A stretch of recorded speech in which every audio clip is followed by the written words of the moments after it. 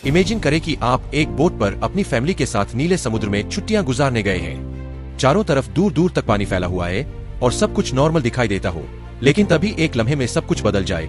अचानक समुद्र का पानी कहीं गायब हो जाए और आप समुद्र के नीचे की वीरान जमीन पर फंस जाए। ऐसे में आपके दिमाग में कई सवाल आएंगे। आखिर समुद्र का सारा पानी कहाँ गया? क्या ये पानी दोबारा वापस आएगा? तो चलिए ये सभी सवालों के जवाब जानते हैं इस फिल्म से, जो आपको सांस रोकने पर मजबूर कर देगी। कहानी की शुरुआत में हम एक फैमिली को देखते हैं जो एक बोट पर कैरिबियन ओशियन के बीच में मौजूद होते हैं। ये फैमिली बेन नाम के इस लड़के का बर्थडे सेलिब्रेट करने के लिए समुद्र के बीच में आए होते हैं। एक याद पल बनाने के लिए वो सभी बहुत खुश थे, लेकिन उन्हें पता नहीं था कि ये खुशी कुछ ही देर की मेहमान है। कुछ पल के लिए सब कुछ नॉर्मल चल रहा होता है। जब वो सभी समुद्र का क्यों एंजॉय कर रहे थे तो बेन की मॉम समुद्र में स्विमिंग करने के लिए जंप कर देती है, जबकि बेन और उसके फादर फिशिंग करने में बिजी थे।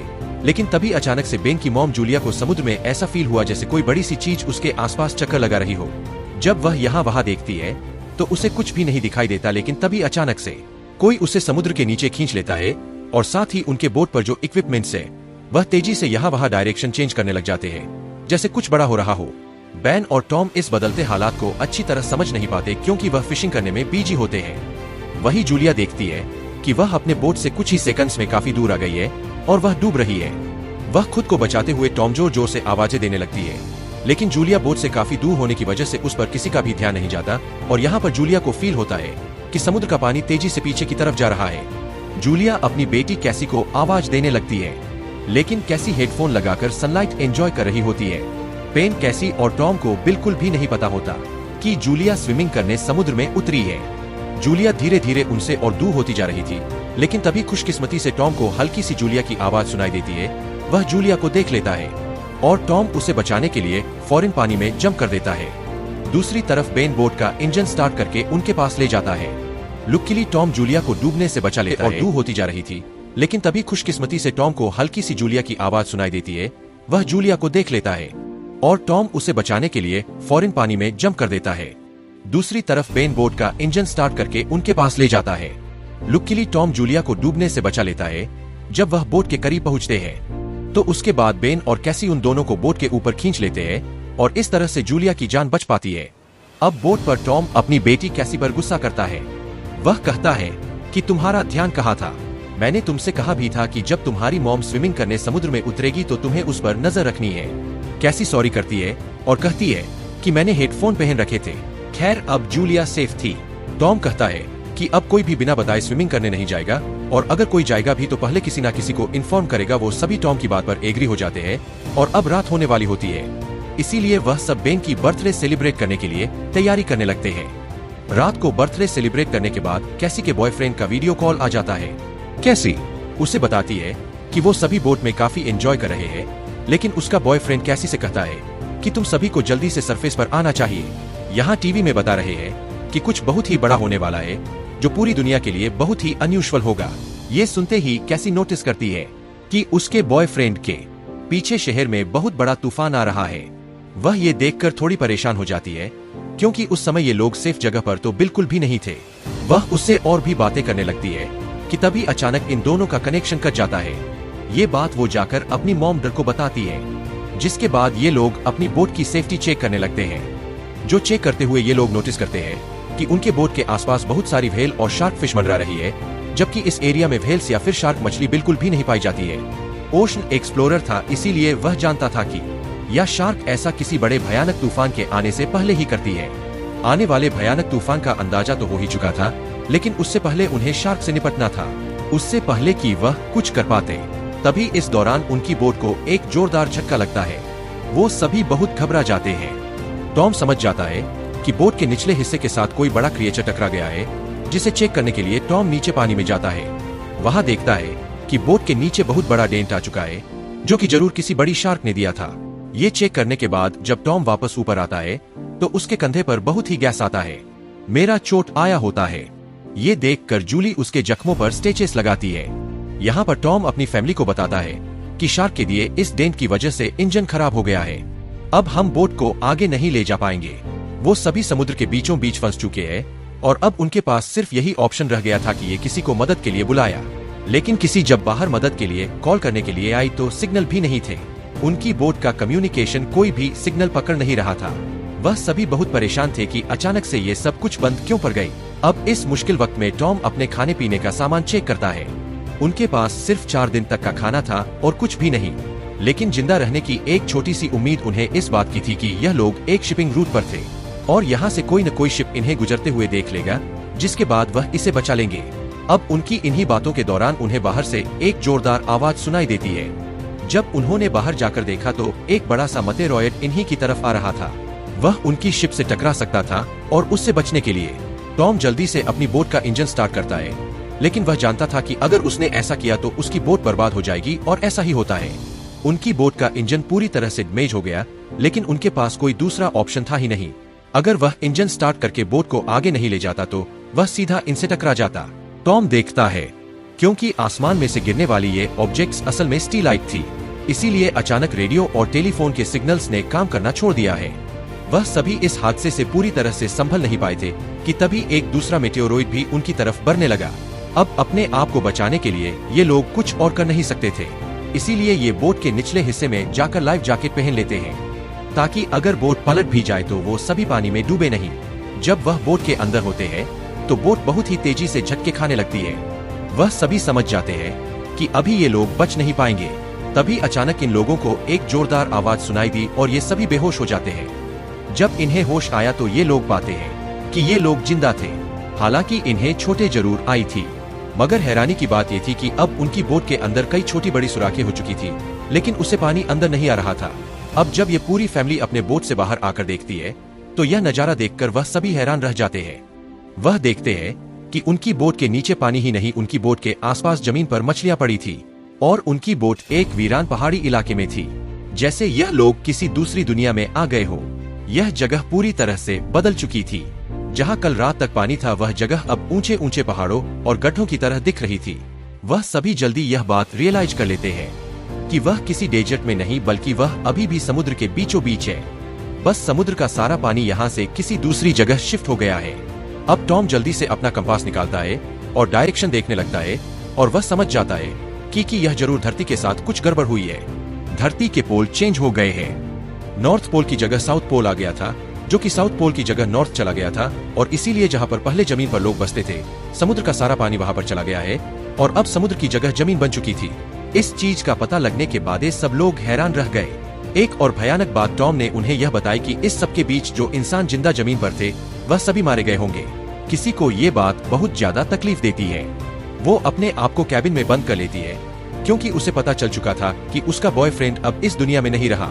लेकिन अब एक और बात थी जो कुछ ही देर बाद उन्हें पता चलने वाली है, और वह बात सुनकर उनके होश उड़ने वाले थे।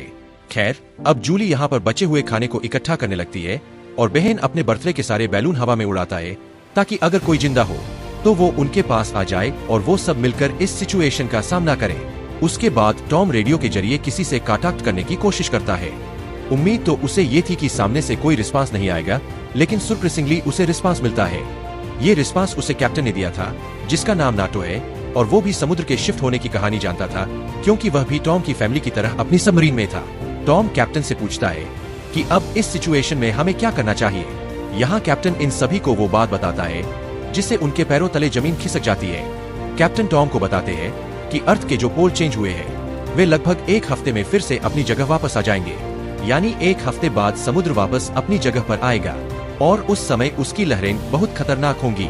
इसलिए कैप्टन टॉम से कहता है, मैं तो सबमरीन के जरिए सरवाइव कर लूंगा, मगर तुम जल्दी से जल्दी अपने लिए कोई ऊंची सी जगह देखो और वहां चले जाओ क्योंकि वहां पर तुम्हारे बचने के चांसेस ज्यादा होंगे। ये बात सुनते ही यूली फॉरेन अपने बच्चों से पैकिंग करने के लिए कहती है। टॉम कैप्टन से कहता है कि आपकी सबमरीन के अंदर भी बचने के चांसेस ज्यादा है, तो क्या आप मेरे फैमिली को रख लेंगे। कैप्टन कहता है कि जरूर भाई, मैं ऐसा करना तो चाहता हूँ लेकिन मैं कर नहीं सकता क्योंकि मेरी सबमरीन के अंदर मेरा एक साथी मारा गया है और यहाँ पर सिर्फ 2 लोगों की ही जगह है। मैं एक आदमी को तो रख सकता हूँ लेकिन फिर भी एक बाहर ही रहेगा। और यहाँ पर टॉम कैप्टन से रिक्वेस्ट करता है कि प्लीज आप मेरे दोनों बच्चों को किसी तरह से रख लें, इसके बदले में आपको हमारे पास बचा सारा खाना दे दूंगा। जिसके बाद कैप्टन उसकी बात मान लेता है और कैप्टन टॉम को मैन्युअली मैप पर अपना लोकेशन समझा देता है। उसके बाद टॉम उस सबमरीन की लोकेशन का अंदाजा लगाता है और वो अपनी वाइफ को बताता है कि हम सिर्फ 2 दिन में वहां तक पहुंच जाएंगे, यानी ये समुद्र का पानी वापस आने से पहले। हम अपने बच्चों को सही सलामत वहां तक पहुंचा सकते हैं और इस तरह से हमारे दोनों बच्चों की जान बच सकती है। अगली सुबह ये पूरी फैमिली अपने सफर के लिए तैयार थी तो टॉम देखता है कि दूर से एक अजीब सा आदमी अपने डॉग के साथ उनकी तरफ चला आ रहा है। टॉम देखता है कि वह आदमी घायल है, इसलिए टॉम ने उसकी मदद करनी चाहिए। वो पानी की बोतल लेकर उसके पास जाता है। इस आदमी ने टॉम का पानी पीने के बाद उसका शुक्रिया अदा करने के बजाय उल्टा उस पर अटैक कर लेता है और ये चीज दूर खड़ी जूली भी देख लेती है। तो आदमी अपने पास पड़े हुए चाकू से टॉम पर हमला करके उसकी जान ले लेता है। उसके बाद वो आदमी जूली की तरफ बढ़ता है। अब अपने हस्बैंड को तो वो नहीं बचा पाई, लेकिन जल्दी से वो बोट के अंदर जाती है और कैबिन में अपने दोनों बच्चों को लॉक कर देती है। उसके बाद वो किसी को एक प्लेयर गन देती है और कहती है कि इसका यूज तब करना जब हम बहुत ही मुश्किल हालत में हो। अब ये बात कर ही रहे थे कि वह आदमी उनकी बोट तक भी पहुंच जाता है और उससे बचने के लिए जूली बाथरूम के अंदर चली जाती है। अब यहाँ पर वो पिलर उनकी बोट पर सर्च करना शुरू कर देता है और जैसे ही उसे यहाँ खाना मिलता है वह खाना शुरू कर देता है। वह खाने पर ऐसा टूट पड़ता है जैसे वह पिछले कई दिन से भूखा हो। खाना खाने के बाद जब वह जूली को ढूंढने लगता है उसके बाद वह सीधा कैबिन की तरफ जाता है, लेकिन वहां जाकर उसे पता चलता है कि जहां से आवाज आ रही थी वहां कोई भी नहीं है। दरअसल जूली बोट में हुए छेद से निकलकर यहां से बाहर निकल चुकी थी, लेकिन उस आदमी का जो डॉग होता है वह जूली को देख लेता है और जूली पर भौंकने लग जाता है। अब मजबूरी में जूली को उस डॉग को चुप कराने के लिए उसे मारना पड़ता है और वह खुद बोट के नीचे छुप जाती है। हालांकि वैसे तो वह उस किलर को नहीं मिल पाती, लेकिन जब वह बाहर झांककर अपने डॉग मरा देखता है तो वह समझ जाता है कि जूली बोट से बाहर है। अब जैसे ही वह उसे पकड़ने के लिए बोट से नीचे उतरा तो जूली वापस बोट के ऊपर जाकर एक टूटे हुए शीशे को अपना रास्ता बनाते हुए नॉइस फिर से बोट के अंदर आ जाती है। लेकिन थोड़ी देर में यहाँ पर जूली उस आदमी के हाथों पकड़ी जाती है। वह उसे उसके बालों से पकड़ के उसे मारने लग जाता है। वह जूली का गला दबाने लगता है। अब वह किसी तरह से खुद को बचाने के लिए उस किलर से लड़ने लगती है। कैसी जो ये सब कैबिन से देख रही थी उसे याद आता है कि ये प्लेयर गन यूज करने का अच्छा मौका है। वो प्लेयर गन चला देती है जिससे आदमी दूर जा गिरता है, लेकिन उसे ज्यादा कुछ नहीं होता, बस उन्हें भागने का मौका मिल जाता है और बोट में आग भी लग जाती है। अब जूली जल्दी से अपने दोनों बच्चों को बचाने के लिए उस बोट से बाहर निकल जाती है। बोट से निकलते वक्त वो किलर एक बार फिर से जूली पर हमला करता है, लेकिन इस बार जूली उसे लात मारते हुए पीछे गिरा देती है। बाहर जाने के बाद और बेन अपने फादर की डेड बॉडी को देखकर रोने लगते हैं। उन्होंने इस सब की बिल्कुल उम्मीद नहीं की थी। बेन अपने पिता की मौत का खुद को जिम्मेदार ठहराता है। वो कहता है कि ना मैं वो बलाउन ऊपर छोड़ता और ना ही आदमी उन्हें देखकर यहाँ आता। अब यहाँ पर जूली भी अपने हस्बैंड से लिपट कर रो रही थी कि तभी वो देखती है कि वो किलर उनकी जलती हुई बोट से बाहर निकल आता है और अब उनके लिए यहाँ पर रुकना सेफ नहीं था, इसीलिए वो अपने दोनों बच्चों को लेकर यहाँ से भागती है। कुछ ही देर बाद उनकी जलती हुई बोट ब्लास्ट हो जाती है। भागते भागते ये लोग काफी थक चुके थे, इसलिए ये एक पहाड़ी के पीछे आराम करने के लिए रुक जाते हैं, क्योंकि उन्हें लग रहा था कि शायद इस किलर ने यहाँ उनका पीछा छोड़ दिया है। बैन यहाँ पर भी रो रहा था। कैसी उसे हौसला देते हुए पीने के लिए साफ पानी देती है, लेकिन बैन पानी पीने से भी इनकार कर देता है। जूली अपने बेटे को समझाती है कि इसमें तुम्हारी कोई गलती नहीं, वो तो तुमने मदद के लिए बलून हवा में उछाले थे। तभी जूली ने देखा कि वो किलर अभी भी उनके पीछे आ रहा है। अब तीनों जल्दी से किलर से बचने के लिए भागना शुरू कर देते हैं। भागते भागते ये लोग बहुत थक चुके थे, लेकिन जब भी ये पीछे मुड़कर देखते हैं तो वो किलर उनके पीछे ही आ रहा होता था। अब ये लोग रुकते नहीं, लगातार भागते रहते हैं और एक ऐसी जगह पहुंच जाते हैं जहां पर जहरीला पानी मौजूद था। यहाँ से जाते वक्त उन्हें कुछ भी हो सकता था, लेकिन जूली अपने बच्चों को यहीं से गुजरने का हुक्म देती है। जहरीले एसिड से गुजरने के बाद उनकी हालत काफी खराब हो गई थी और जूली को एहसास हुआ कि बैंक डिहाइड्रेट हो चुका है। उनके पास पानी की कुछ आखिरी बूंदें थी जो उन्होंने बैंक को दी, लेकिन इतने थोड़े थोड़े पानी से उसकी प्यास नहीं बुझी। अब यहाँ पर कैसी हिम्मत हार चुकी थी। वो कहती है, हम सब जिस तरफ बढ़ रहे हैं शायद वहाँ पर सबमरीन होगी भी या नहीं, लेकिन जूली उसे डांटती है कि चुप करो और जो मैं कह रही हूँ वैसा ही करो। हम लोग आगे बढ़ेंगे और मुझे पता है कि मैं तुम्हें बचा लूंगी। जूली के कहने पर वो लोग फिर से चलना शुरू करते हैं और आगे बढ़ने पर उन्हें एक प्लेन दिखाई देता है जो सालों पहले तबाह होकर समुद्र में गिर गया होगा। ये लोग प्लेन के अंदर छिप जाते हैं और जूली एक आखिरी बार अपनी फैमिली फोटो देखती है जो उन्होंने कल रात ली थी। उस फोटो को देखकर सभी लोग टॉम को याद करते हैं। इन तीनों को यकीन नहीं हो रहा था कि एक ही दिन में उनके साथ क्या से क्या नहीं हुआ। अब रात काफी हो चुकी थी और ये लोग थक भी चुके थे। कैसी और बेन सो चुके थे, तभी किसी की आवाज से कैसी की आंख खुल जाती है। वो बाहर देखने आती है तो देखती है कि वही किलर उनके पीछे आ रहा है। अब इन तीनों को इस किलर से हर हाल में जान छुड़ानी थी। इसीलिए कैसी उसी जगह पर बैठकर सोने का नाटक करती है। किलर समझता है कि वो सो रही है और जैसे ही वो अटैक करने आता है, जूली मौका पाकर पीछे से वार करती है। इस बार जूली बहुत गुस्से में थी। वो उस पर इतने हमले करती है कि उसकी जान ले लेती है। आखिरकार उनका ये खतरा टल जाता है और जूली सुकून की नींद सो जाती है। सुबह जब वो उठते हैं तो देखते हैं कि किलर की बॉडी बहुत बुरी हालत में है। किसी क्रिएचर ने उसे काट काट कर अंदर से खोखला कर दिया था, जिससे उन्हें अंदाजा हो गया कि यहाँ आसपास खतरनाक जीप है। अब उन्हें जल्दी से वहां पहुंचना था जहां कैप्टन की सबमरीन थी। जूली अपना मैप देख रही थी। दूसरी तरफ बैन पानी की तलाश में भटक रहा था। आगे जाकर वो पानी देखता है और बिना सोचे समझे पीने लगता है। जूली ने मना किया था क्योंकि वो तालाब जहरीला था, लेकिन बैन इतना प्यासा था कि उसने जूली की बात ना मानी। जूली उसे देखती है और दौड़कर पानी पीने से रोक लेती है, लेकिन तब तक वो काफी पानी पी चुका था। थोड़ी देर बाद बेन बीमार हो गया और चलने की हालत में नहीं था। इसीलिए जूली और कैसी वहां पर एक शेल्टर बनाते हैं और कुछ देर आराम करते हैं। तभी जूली को अजीब आवाज सुनाई देती है। जब वो बाहर जाकर देखती है तो उसे पता चलता है कि ढेर सारे क्रिप्स उनकी तरफ बढ़ रहे हैं, जिनसे बचने के लिए उन्होंने भागना शुरू किया। थोड़ा आगे चलने के बाद कुछ दूरी पर उन्हें एक बहुत बड़ी शिप नजर आई। ये एक कार्गो शिप थी जिसके अंदर बहुत सारे कंटेनर्स भी थे। इन टैनर में ही बहुत सारे लोगों ने पनाह ली हुई थी। इन तीनों को देखते ही वो सभी कंटेनर में जाकर छुप गए। दरअसल वो इन तीनों से नहीं भागे बल्कि उनके पीछे केकड़े आ रहे थे। ये तीनों कंटेनर के पास जाकर गिड़गिड़ाने लगते हैं और दरवाजा खोलने की रिक्वेस्ट करते हैं, लेकिन वो उनके लिए दरवाजा नहीं खोलते। दूसरी तरफ केकड़ों की एक बहुत ही बड़ी सेना उनके पीछे थी, इसीलिए अब उनको खुद कुछ करना होगा। उनके पास कोई और रास्ता तो था नहीं, इसीलिए जूलियन और उसके दोनों बच्चे टैनर के ऊपर चढ़ने का फैसला कर लेते हैं। जूलियन पहले अपने दोनों बच्चों को टैनर के ऊपर चढ़ाती है। अब जूलियन जैसे ऊपर चढ़ती है तो एक केकड़ा आकर उसे पैर पर काट लेता है, लेकिन वो जैसे तैसे करके उसे अपना पाँव छुड़ाकर ऊपर चढ़ जाती है। अब जूलियन अपने जख्म को अपने स्कार्फ से बांध लेती है, जिसके बाद वो बेहोश हो जाती है। किसी और बैन देखते हैं कि वो केकड़े उस टैनर को काटते हुए उसके अंदर चले गए और उसके अंदर मौजूद लोगों पर इन केकड़ों ने हमला कर दिया। अब वो लोग अपने पास मौजूद हथियारों से उन केकड़ों को मारने की कोशिश तो करते हैं, लेकिन केकड़ों की तादाद बहुत ज्यादा थी। ये लोग उनके सामने नहीं टिक पाते और केकड़े टैनर के अंदर मौजूद सभी लोगों को मार देते हैं। अगली सुबह जूलियन को होश आया। उसने देखा कि उसके दोनों बच्चे यहाँ नहीं हैं। वो बुरी तरह से डर गई कि कहीं मेरे बच्चों को कुछ हो नहीं गया हो, लेकिन तभी दूर से उसे कैसी और बैन आते हुए दिखाई दिए, जो असल में खाने पीने और हथियार की तलाश में गए हुए थे। अब यहाँ पर वो केकड़े भी नहीं थे। अब जूलियन अपने केकड़े के काटे जख्म को ठीक करती है, जबकि बैन टैनर के अंदर मरे हुए लोगों के वेपन्स कलेक्ट कर लेता है ताकि उसे खुद की सेफ्टी के लिए यूज कर सके, और वहाँ उन्हें थोड़ा बहुत खाना भी मिल जाता है।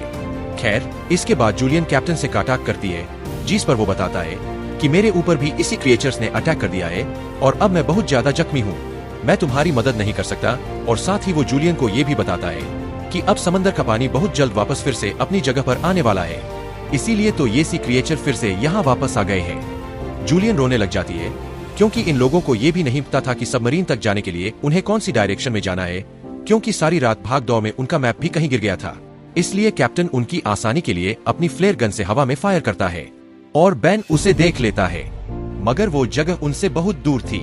ये लोग तेजी से सबमरीन की तरफ बढ़ने लगते हैं, लेकिन अभी तक वहां तक पहुंचना नामुमकिन लगने लगा, क्योंकि वहां पहुंचने तक उन्हें एक चट्टानी रास्ते से गुजरना पड़ता है, जहां से गुजरते हुए उन्हें शायद फिर से उन केकड़ों का सामना करना पड़ सकता है, जिससे उनकी जान जा सकती थी।